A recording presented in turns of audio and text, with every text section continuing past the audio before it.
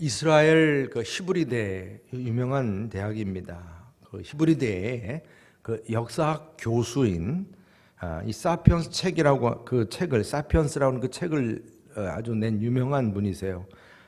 세계적인 석학인 유발 하라리 교수께서 저도 인터넷 그 요즘에 채널을 통해서도 이제 소개를 이렇게 받게 됐는데 그 영국 그 경제 일간지입니다. 파이낸셜 타임즈. 그곳에다 이제 그 칼럼을 하나 기고를 했는데 이게 아주 지금 센세이션을 일으키고 있어요.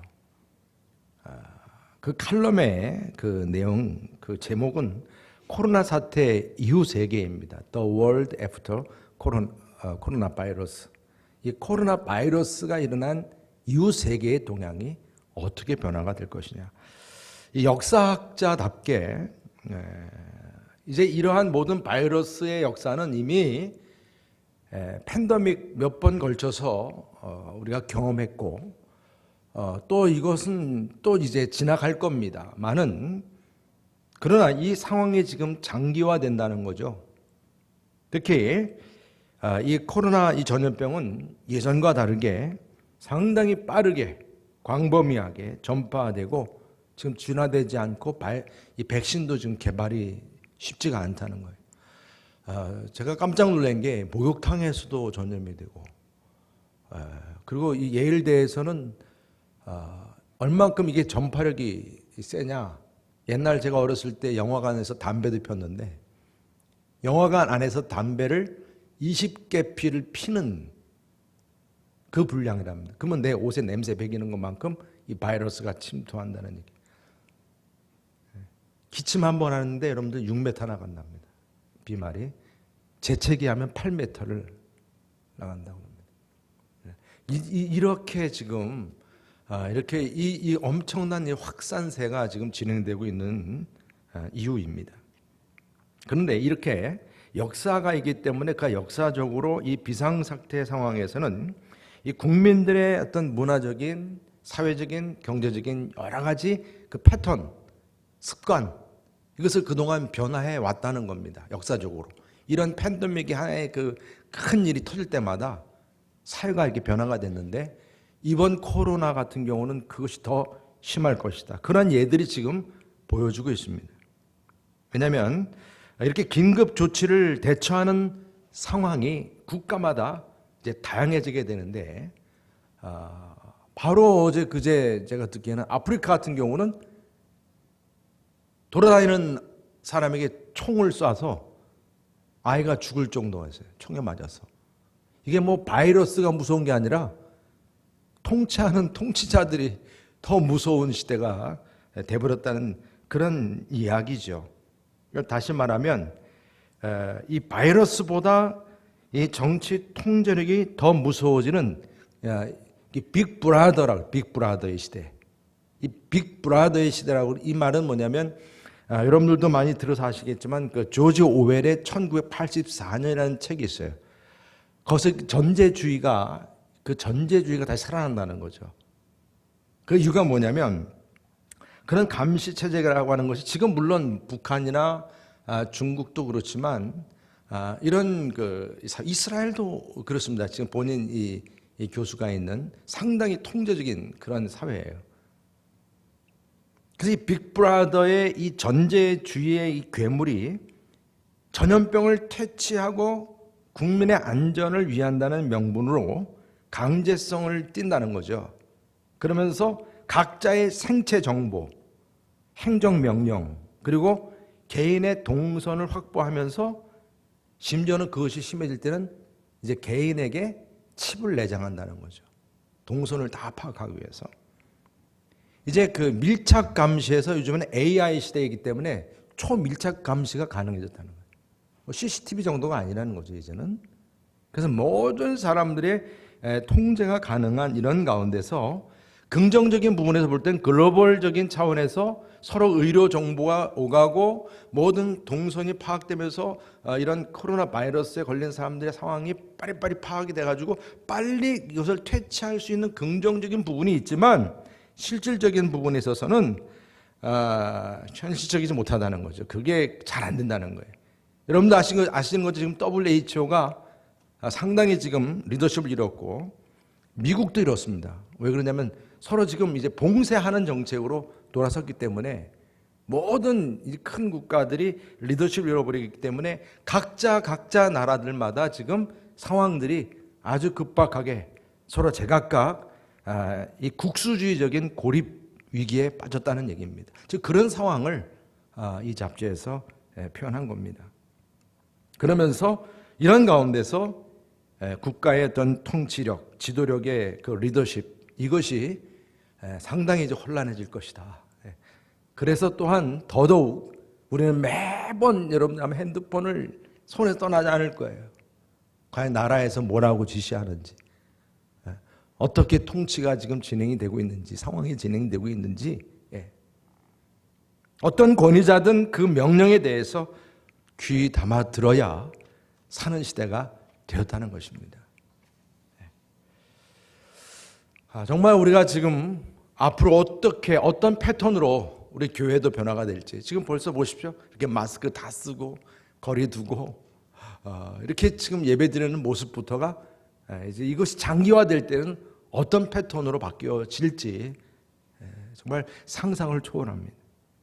오늘 우리가 귀담아 들어야 하는 또 다른 하늘의 권위자를 우리가 만납니다. 바로 그 권위자는 예수님이십니다. 예수님께서는 오늘 정말 이 제자들에게 이해할 수 없는 명령을 주십니다. 어떤 명령입니까? 오늘 주신 명령은 건너편 쪽에 있는 마을에 가서 그냥 그 묶여있는 그 나귀 새끼를 데려오라는 거예요. 얼마나 참 이해할 수 없는 명령입니까? 이 두 제자들은 당황한 거예요.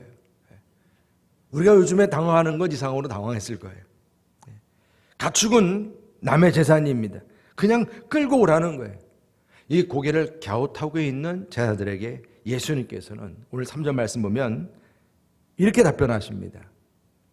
그들의 의심을 아시고 만일 누가 너에게 왜 이렇게 하느냐 묻거든 주가 쓰시겠다 하라. 그리하면 즉시 이리로 보내리라 하시리니 그랬어요. 주가 쓰시겠다 하라는 거예요. 여러분, 이 제자들은 이러한 주님의 말씀에 즉각 순종합니다. 정말로 나귀 새끼가 문 앞 거리에 매어 있었습니다. 제자들은 나귀 새끼를 묶고 있는 그 줄을 풀었어요. 이때 주인이 나타났어요. 뭐 하는 겁니까? 이때 주님이 말씀하신 대로 주가 쓰시겠다고 합니다. 이때 주인은 순전하게 정말 이상할 정도로 순전하게 이 나귀를 그 제자들에게 줍니다. 제자들은 당당하게 이 나귀 새끼를 끌고 오고 예수님이 앉을 수 있도록 시면 자기들의 옷을 그 귀한 옷을 안장에 얹고 그리고 또한 많은 사람들은 이런 예수님을 환영하는 그런 차원에서 자기들의 겉옷과 나뭇가지를 그 종려 나뭇가지를 바닥에 깔면서 예수님을 이제 호산나 호산나 찬양하면서 다윗의 자손으로 오시는 그 예수님을 지금 기뻐 환영하고 있는 그 장면을 우리가 보게 됩니다. 여러분, 이들의 이 찬양과 이들의 함성, 진정한 주님을 향한 그 찬양, 여러분 우리가 아무리 지금 이 시대에 과연 우리가 누구를 바라보고 누구를 주로 섬기고 누구의 말을 들어야 하는 이러한 그 긴박한 상황 가운데 있지만은 진정한 그 주님을 바라보며 그 주님을 찬양하며 함께 영광을 돌릴 수 있는 저와 여러분 될 수 있기를 주님의 이름으로 축복합니다.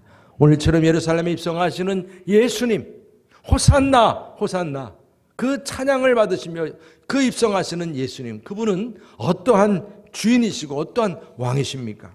오늘 말씀 가운데서 그분은 겸손의 왕이라고 말씀하세요. 나귀 새끼를 타셨어요. 보통 사람들은 자기가 대접받기 위해서는 자동차만 해도 좋은 차를 타길 원할 거예요. 상석에 앉길 원하고 또 그뿐이 아닙니다. 사람들이 다 바라보고 우러러볼 수 있는 그러한 위치에서 자기가 기도하든 사회를 보든 그렇게 나타나기를 원하는 그런 위치에 있을 것입니다. 그러나 예수님은 이 왕의 입성식에 있어서 그 수백 마리의 어떠한 그런 화려한 군마 행진이 아니고 그저 겸손하게 새끼 나귀를 타셨습니다. 예수님께서 이렇게 나귀를 타신 것은 어떤 성공, 축복, 유명세가 아니라 고난과 죽음과 그 핍박을 향한 그런 입성이라. 또 하나님의 영광이신 예수님께서 인간의 몸을 입고 이 역사의 한복판에 임하시는 대관식이라. 여러분, 우리 예수님께서 이처럼 임하시는 이 대관식은 왕 대신 그분이 스스로 준비하신 겸손한 왕의 대관식입니다.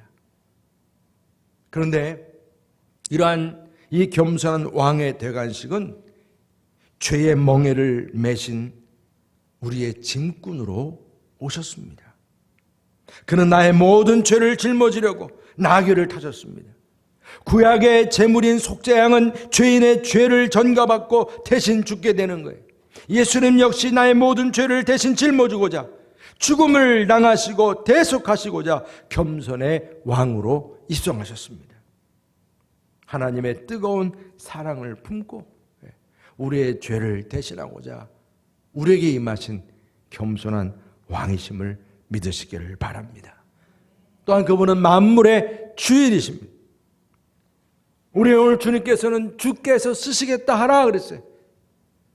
본인의 주인이심을 분명히 말씀하셨어요.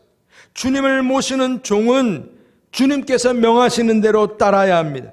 예수님은 겸손의 왕으로 오셨지만 우리의 삶의 주인이고 마음의 주인이심을 믿습니다. 우리가 종려주일을 맞이하면서 예루살렘으로 입성하시는 주님, 바로 그 주님이 나의 마음의 주인으로 모실 수 있어야 합니다.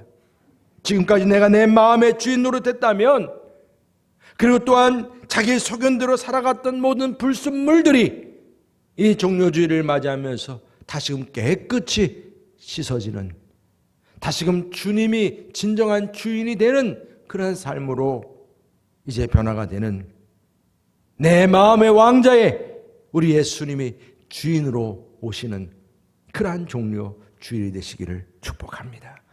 주가 쓰시겠다 하라. 언제든지 주님께 내어드릴 수 있는 나의 몸, 나의 삶이 되어야 합니다. 주가 쓰시겠다 이렇게 말씀하실 때 언제든지 주님 쓰십시오 준비될 수 있는 그러한 그 나와 여러분들을 통해서, 여러분 우리들의 모든 삶을 통해서 하나님께서는 놀라운 그분의 역사를 이루심을 믿으시기를 바랍니다. 열매를 맺는 것도요, 이처럼 주님께 쓰시겠다 할 때 그 주님께 내어 드려야 열매를 맺게 됩니다. 종료주일을 맞이하면서 다시금 예수님을 내 마음의 주인으로 모시고 그분이 쓰시겠다 하면 다 드릴 수 있는 그런 마음가짐이 저와 여러분들에게 다시금 세워질 수 있기를 주님의 이름으로 축복합니다. 그리고 또한 말씀의 성취자로 오셨습니다. 오늘 우리는 이 예루살렘에 입성하시는 예수님은 말씀대로 입성하신 거예요. 스가랴서 9장 9절 말씀 보면 이렇게 말씀합니다. 우리 다 같이 함께 봉독해 볼까요? 9장 9절입니다. 시작. 시온에 따라 크게 기뻐할지어다. 예루살렘에 따라 즐거이 부를지어다. 보라, 내 왕이 내게 임하시나니 그는 공의로우시며 구원을 베푸시며 겸손하여서 나귀를 타시나니 나귀의 작은 것 곧 나귀 새끼니라. 아멘. 여러분, 마태는 이 사건을 두고 선지자로 하신 말씀을 이루셨다라고 말씀하셨어요. 정말 우리 주님은 구약에서 주신 말씀들, 우리 하나님의 말씀들 하나하나 1.1획 틀림없이 이루시는 하나님이십니다. 그래서 그분의 말씀은 또한 하나님의 말씀이시고 그분의 말씀을 통해서 이루어지는 것 하나도 이루어지지 않는 것이 없다는 거예요. 그래서 우리는 그 하나님의 말씀을 따름이 축복입니다.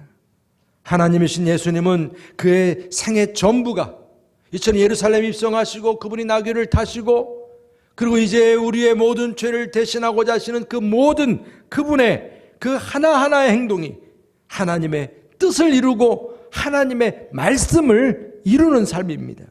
하나님께서 말씀을 그대로 이루시고 순종하시는 그 모습, 예수님께서 그렇게 순종하시는 그 모습을 하나님께서는 기뻐하신다.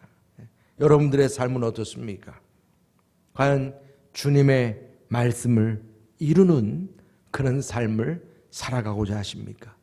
그분이 진정 나의 주인이라고 하신다면 여러분들의 삶 속에서 당장 어떤 정욕이나 욕심이나 그런 여러분들의 뜻이 물론 앞설 수 있겠지만 정말로 내 마음의 주인 되시는 예수님을 내가 따르고 섬긴다고 할 때 과연 여러분들의 삶을 통해서 그분의 말씀이 얼만큼 역사하십니까? 여러분들 마음에 정말 예수님이 주인 되시고 그분이 진정한 왕이 되신다면 주님의 말씀을 이루는데 함께 할 수 있는 저와 여러분 되시기를 주님의 이름으로 축복합니다. 그러기 위해서 우리 예수 그리스도를 내 마음의 왕으로 고백하는 성도님 우리 모두의 삶은 어떠해야 되느냐? 좀 더 구체적으로 우리가 어떠한 삶을 결단해야 하느냐? 그 첫 번째가 우리가 기쁘게 순종할 수 있어야 한다. 여러분 오늘 지금 이 제자들의 모습 속에서 정말 고개를 갸웃거릴 정도로 이해가 안 되는 그런 명령이 주어졌어요. 여러분 주님의 명령은요 항상 우리가 상식적으로 생각할 때 다 그것이 타당하다고 생각할 수가 없는 정말 고개를 갸웃거리게 할 정도가 아니라 나에게 아주 놀라게 할 정도의 그런 명령이 주어질 수 있는 거예요. 여러분 우리 하나님의 그 명령은 정말 우리를 놀라게 하고 이해할 수 없게 하는 그런 명령일 수 있지만 순종이 뭐보다 낫다고 그랬어요? 제사보다 낫다 이런 말씀을 주셨습니다. 우리 주님의 제자됨은 순종의 삶에 있다는 거예요. 순종하는 삶이 하나님을 기쁘게 한다. 여러분 지금도 주님께서는 우리에게 하나님의 그 구원의 계획을 말씀하세요. 그 주님 주시는 그 말씀에 대해서 우리는 생각할 때 다 내 귀에 듣기 좋은 말씀만 생각하죠. 그런데 예수님께서 제자들에게 말씀하셨던 것처럼 고난과 십자가의 죽음까지 말씀하세요.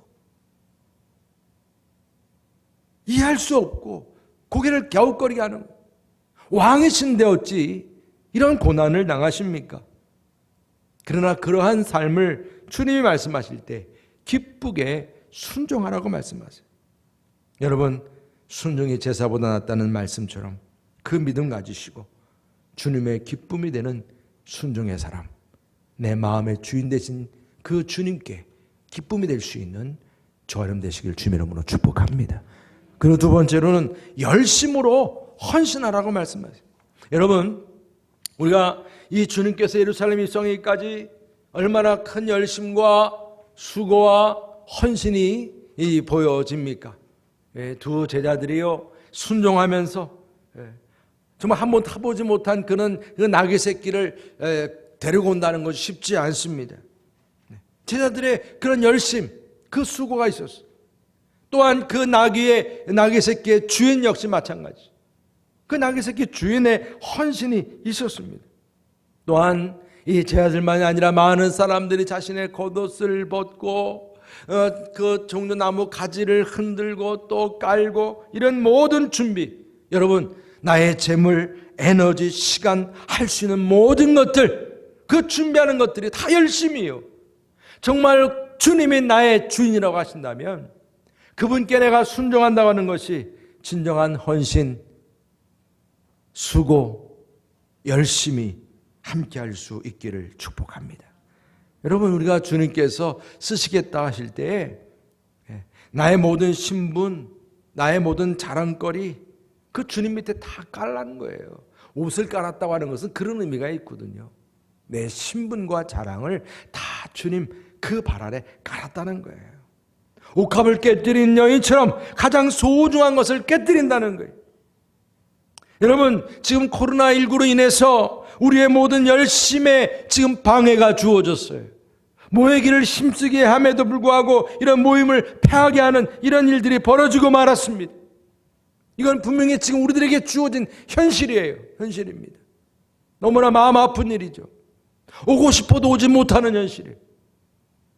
여러 가지 참 복잡한 상황들이 있더라고요. 마음 같으면 우리가 믿음으로 다 오면 돼 라고 생각할 수 있지만 그렇지 못해요. 다 이해해요. 이해할 수밖에 없습니다.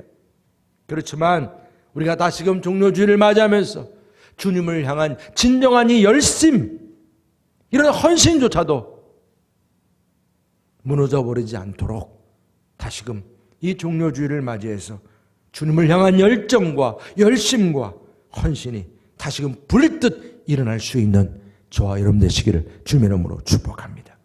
그럼 마지막으로 큰 소리로 찬송했다는 것입니다. 여러분, 우리의 정말 이 오늘 예수님의 예루살렘 입성에 많은 제자들과 무리들이 그 주님을 영접하는데 호산나 찬양하며 큰 소리로 찬송했다는, 이것은 그들의 큰 고백이기도 합니다. 여러분, 주님의 성전에서만이 아니라 이렇게 길거리에서, 이런 모든 현장 속에서, 여러분들의 삶의 현장 속에서, 여러분들의 가정에서, 직장에서 이렇게 큰 소리로 기쁨으로 주님의 이름을 찬양하고 감사할 수 있는 그런 신앙의 고백이 저와 여러분들에게 함께 하기를 주님의 이름으로 축복합니다.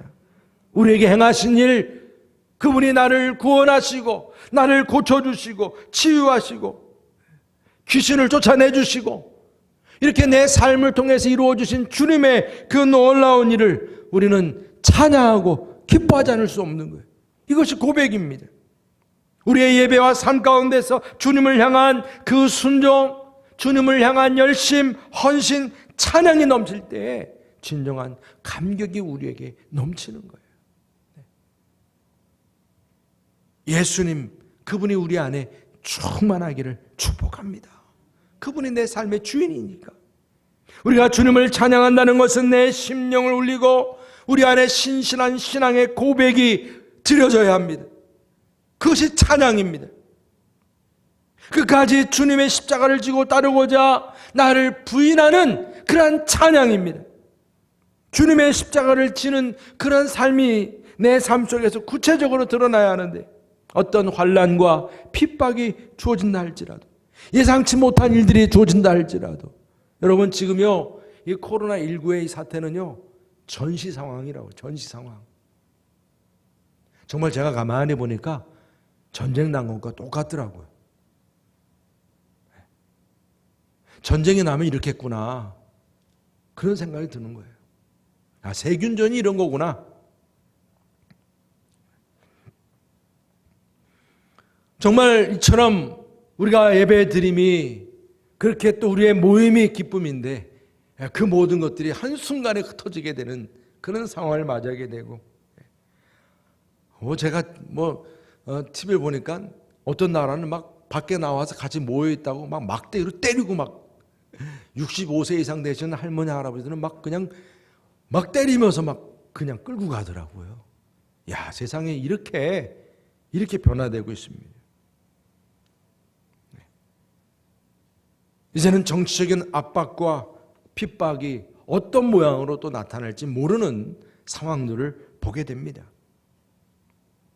그렇지만 오늘 말씀 가운데서 우리에게 어떤 환난이 주어져도 다시금 우리에게 주어지는 이 열심과 열정과 그 고백과, 그리고 또한 순종함이 우리의 입술로 고백이 되고 또 찬양이 되고 열매가 될 수 있기를 주님의 이름으로 축복합니다.